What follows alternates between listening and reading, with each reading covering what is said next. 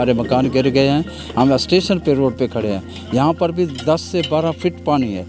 यहाँ अपनी मदद आपसे आए हैं, किसी ने कोई हमारे पास रेस्क्यू नहीं किया, न मदद नहीं किए। हुकूमत के तरफ से ख़ास तौर पर कुछ भी नहीं दिया गया है। पानी पर तो मकानात गिर गए, इंसान मर गए हैं, इंसान। यहाँ पे हम भूखे मर रहे हैं, किसी ने हुकूमत ने कुछ भी नहीं दिया। यहाँ पे जानवर भूख से मर रहे हैं, हम भूख से मर रहे हैं। अपनी मदद आपके तहत ये बैठे हुए हैं, कैंप लगाए हुए हैं, छापर लगाए हुए हैं, ये छापरों में बैठे हुए हैं। अभी तक कोई हुकूमत का कोई नुमाइंदा नहीं पहुँचा, हुकूमत का कोई अमला नहीं पहुँचा।